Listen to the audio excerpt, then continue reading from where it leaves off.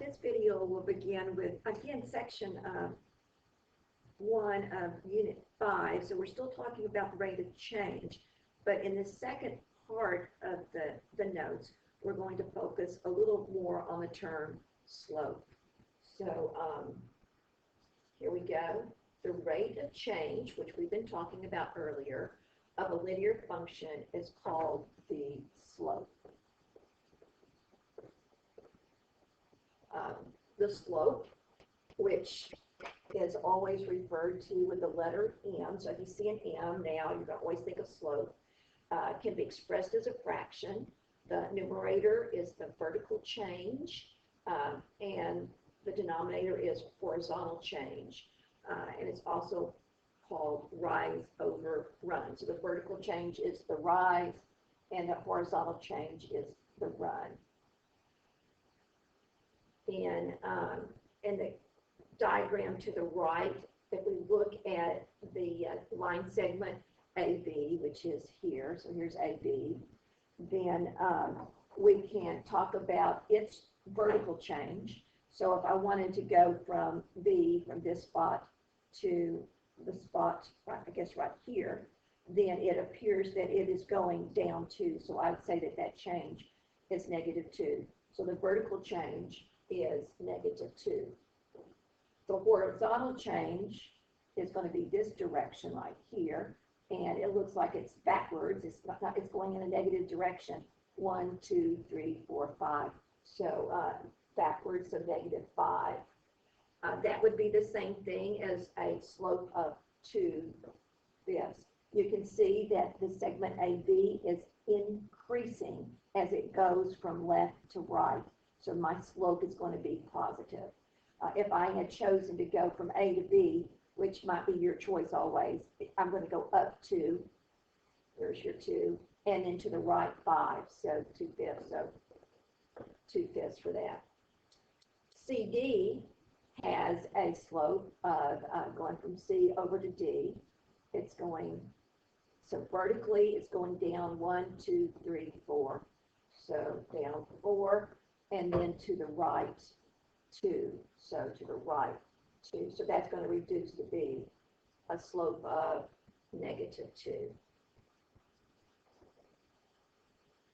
So the formula for calculating slope of a line segment passing through 2 points, we'll call them x sub 1, y sub 1, x sub 2, y sub 2, is this. Here again, slope is the letter M, variable N, rise over run, delta y over delta x, so this symbol is called delta, and it represents right here change.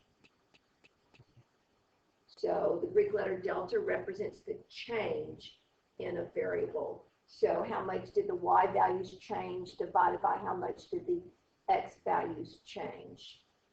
So we're going to work. You should know that formula. So slope, which is M, you should know that it's rise over run. You should also know the formula of y sub 2 minus y sub 1 over x sub 2 minus x sub 1. All right, so let's just do a few examples of that. It says find the slope of a line through the points 5, 2, and 7, 8. So this first one's an x, so this is, we're going to call x sub 1. 2 we'll call y sub 1. 7 we'll call x sub 2. And 8 y sub 2. So remember x, y for both sets of ordered pairs. All right, so if I'm using my formula, M then is going to be equal to y sub 2, so that's an 8. Subtract y sub 1, which is a 2, divided by x sub 2, which is a 7. Subtract x sub 1, which is a 5. So that becomes 8 minus 2 is 6, 7 minus 5 is 2, and that reduces to 3. So this line has a slope of 3. Let's plot the points and just kind of put everything together. If it asks for the slope, this is really all you need to do right there. But we're going to take a minute and look at a visual. So I have the point 5, 2, which is here, and the point 7, and 1, 2, 3, 4, 5, 6, 7, 8, which is right here. So if we look at rise over run, you can see it's rising 1, 2, 3, 4, 5, 6. So it's rising 6 and it's running 2. So there's your 6. Rise over run 6 over 2, which reduces to a 3. Example 6. Find the slope of this line. So again, we'll call the first one x1, y1, and the second one we'll call x2, y2. It doesn't matter which of these points you label with 1s and which ones you label with 2s, but your 1s have to go in the same ordered pair and your 2s have to go in the same ordered pair. So when I then do the slope, I'm going to get y2, which is a 7, subtract y1, which is a 3, divided by x2, which is negative 5, subtract x1, which is negative 1. So that's going to be 7 minus 3 divided by negative 5 plus 1. So that's 4 divided by negative 4, which reduces to negative 1. So the slope of this line is negative 1. Again, let's put the ordered pairs so we can visualize it again. That's negative 1, 1, 2, 3, and negative 5, and 1, 2, 3, 4, 5, 6, 7. You can see how this line segment's decreasing right there. So we know, you see the negative 1 slope because it's falling as it goes from left to right. All right, so going from one point to another, I'm going to go 1, 2, 3, 4, going down 4, and then to the right 4. So there's my slope, rise over run, so negative 4 over 4, rise over run, which reduces to negative 1. Our third example, we've got, again, 2 points. Call it x1, y1, x2, y2. We'll use our slope formula. So m is going to be equal to negative 2 minus negative 2, divided by x2, which is 6, subtract x1, which is 1. So I get negative 2 plus 2 divided by 6 minus 1, 0 over 5, which is 0. So I have a slope of 0, which we know means no change. So let's look at our graph. We have 1, negative 2, and we have 6, negative 2. So you can see, here's our line here, that there is no rise. So there's 0 rise, and then it's running from one point to another. So it's always got a value of, or the value's unchanging for every point.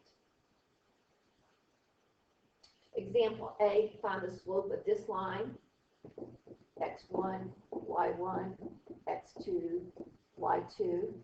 So when I calculate my slope, y2, which is 5, minus y1, which is negative 4, divided by x2, which is 3, minus x1, which is 3.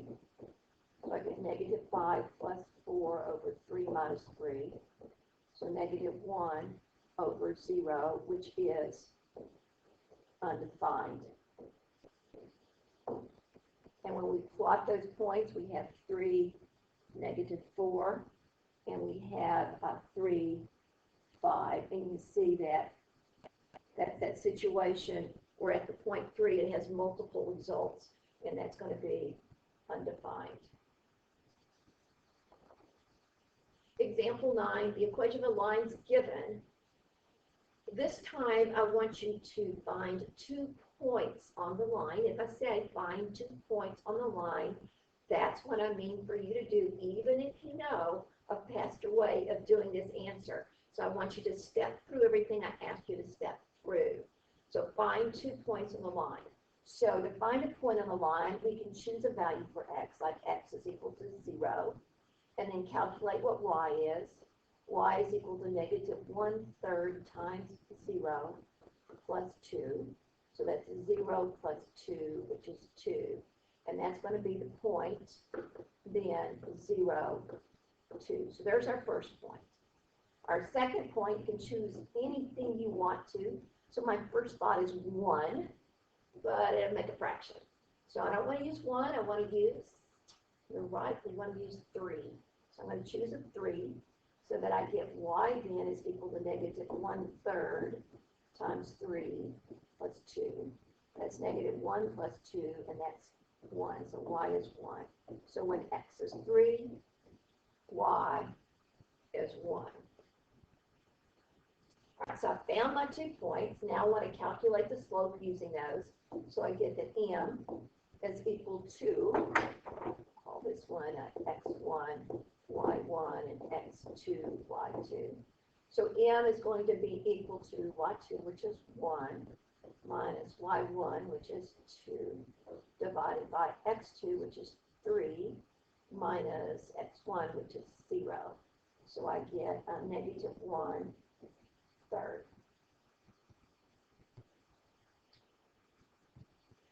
Part B,